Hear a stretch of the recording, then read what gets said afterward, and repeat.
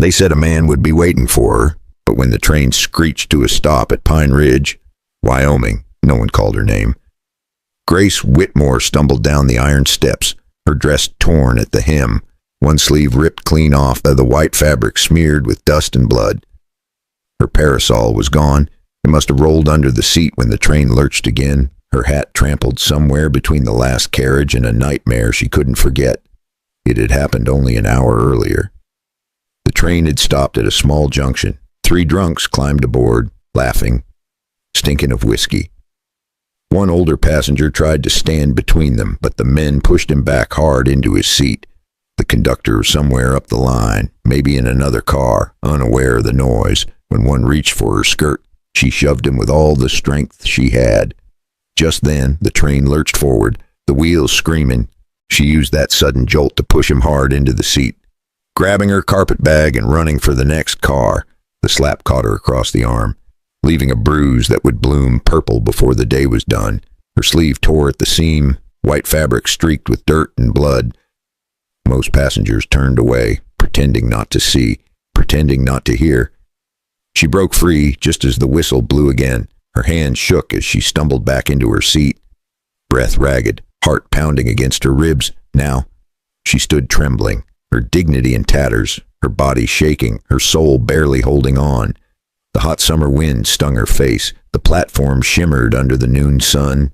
She wanted to disappear, but then a deep voice called from the shadows. "You, Grace Whitmore." She turned, and there he was. Colt McAllister, 46 years old, tall, broad-shouldered, wearing a weathered hat that shaded eyes the color of thunderclouds before rain. A scar cut across his cheek. His hands looked built for labor and forgiveness all at once. He took one look at her torn dress and said nothing. Just took off his coat and draped it over her shoulders. The gesture was quiet, simple, but it broke something inside her. "You're Colt," she whispered. He nodded once. "You came a long way for a man like me." "I came for a promise," she said, voice barely steady. He studied her, then motioned toward the wagon hitched nearby. "Let's get you off this platform." The wheels creaked as they rolled away from the empty station, dust rising behind them like smoke from an old sin. Grace sat silent, clutching his coat, the scent of leather and tobacco grounding her. After a while, she asked, "Did you write all those letters?" Colt's hands tightened on the reins. "My brother wrote most. He passed last winter." Grace's eyes burned. She had crossed the country for a ghost. And now, sitting beside a man carved from sorrow, she realized the West wasn't a dream. It was a test. But something in his voice when he said her name made her heart stumble, because before summer's end, she would look him in the eye and say the words that no woman had ever dared. "Give me the full 11 inches. But what could that possibly mean to a broken man and a girl running from hell? The wagon rattled down the dirt road, wheels squealing over stones baked by the sun. Grace sat quiet beside Colt, his coat still around her shoulders. Every mile carried her farther from fear, yet deeper into something she didn't understand. The land rolled out wide, green and gold, stretching farther than she could dream. Colt pointed once toward the horizon. "That's my place. Ain't much to look at. But she's mine." When they reached the ranch, Grace saw a small cabin leaning under the weight of years, a barn missing half its boards, and a patch of corn fighting for life in the dry soil. Still, the air smelled clean. Free? Colt helped her down, his rough hand wrapping gently around her waist. That brief touch made her heart trip over itself. Inside the cabin, everything was simple. A table, 2 chairs, a coffee pot older than she was. Colt poured her a cup, black as sin, and said, "You drink it or it'll drink you." She laughed softly for the first time that day. It wasn't funny, but it felt human. Then he walked to the window, pulled out an old measuring tape, and motioned her to follow him outside. "You see this dirt?" he said, kneeling. "It's 11 inches deep. That's the good stuff. The kind that'll feed us if we treat it right." Grace stared, half lost in thought. He said it with such pride, such weight, that the words tangled in her mind. Her cheeks flamed. She thought he meant something else, something wild, something that made her blood rush to her ears. She stepped back, clutching her skirt. I came here for marriage, Mr. McAllister. Not for that. Colt blinked. Then a low laugh rolled from his chest, deep and warm. Lord, no, ma'am. I was talking about the land. He held up the tape measure with a grin. The soil's 11 inches deep. Not me. Grace froze, then let out a shaky laugh of her own. For the first time, the fear in her eyes turned into something lighter. Something like hope. As the sun sank behind the hills, painting the sky orange, Colt said quietly, "You stay. We build this together. You go. The ticket back's yours." Grace looked at the wide field glowing under the last light of day. 11 inches of earth, maybe 11 inches of fate. But what she didn't know was that the night would bring a secret buried even deeper than that soil. That night, the wind howled outside the cabin, rattling the windows like an old memory trying to get in. Grace couldn't sleep.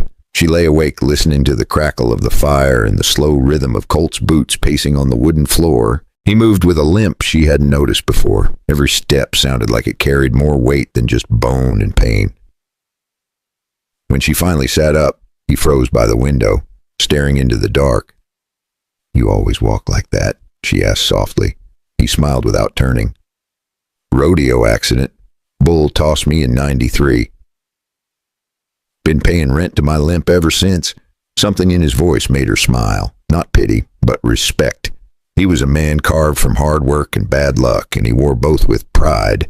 The next morning, she found him outside splitting wood shirtless and the sun catching every line of his back. She looked away quick, but not quick enough. Colt caught her staring. "You ever chop wood, city girl?" "No, but I've broken hearts." He laughed, low and surprised, and for a moment the space between them didn't feel so heavy. Weeks blurred into one another, each one pulling them closer without either saying a word. Grace learned to milk the cow, hang laundry in the Wyoming wind, and then cook beans that didn't taste like boot leather. She started humming again, just little tunes she remembered from Boston. Colt showed her how to aim his old rifle, saying every woman in Wyoming ought to know how to scare off a coyote. She never fired, but she liked the way he stood close behind her, steady as a mountain. Sometimes Colt joined in, humming off key, and they'd both end up laughing till their sides hurt. But at night, when the laughter faded, Grace still woke from dreams of the train, of hands grabbing, voices jeering. The sound of her own scream swallowed by the whistle. Sometimes Colt would find her sitting by the fire, shaking, and just pour her coffee without a word. He never asked what happened. He just stayed. One evening, as the sun melted behind the hills, he spoke quiet. "You know, you don't owe me anything. You can leave any time." She looked at him and whispered, "Maybe I'm not here 'cause I owe you. Maybe I'm here 'cause this place is the first one that feels real." He didn't reply. He just nodded once, eyes on the horizon, the same horizon that was slowly binding their hearts together. And somewhere deep inside, Grace knew that this quiet man was still hiding a truth far heavier than any piece of land, a truth that could break both their hearts before the harvest came. So stay right there. "My friend, pour yourself a warm cup of tea. Tell me what time it is where you are, and what corner of the world you're listening from. And if you'd like to hear how this story unfolds, hit that little subscribe button so you don't miss what happens next." By the middle of July, the ranch started to change. The corn pushed higher. The fields turned gold under the sun.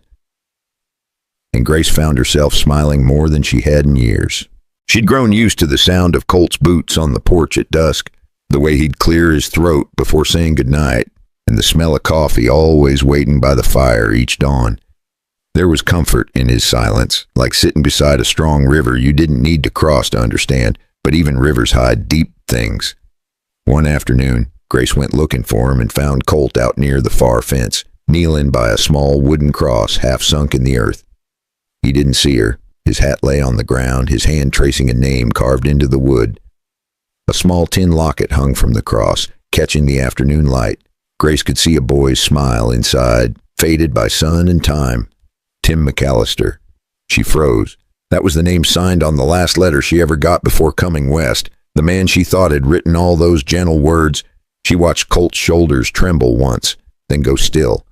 When he finally turned and his eyes were red from dust or maybe from memory, he didn't bother to hide it. "You were never meant to meet me, Grace. Not me, but the man he wanted me to be. My brother wrote those letters before the sickness took him.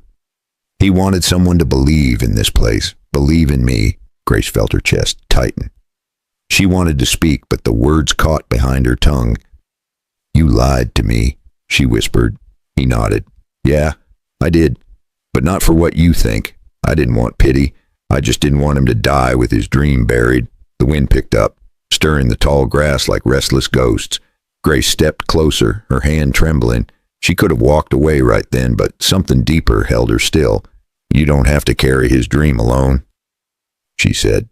Colt looked down at her hand resting on his arm, the first touch that didn't feel like mercy but belonging. For a long moment, neither of them moved.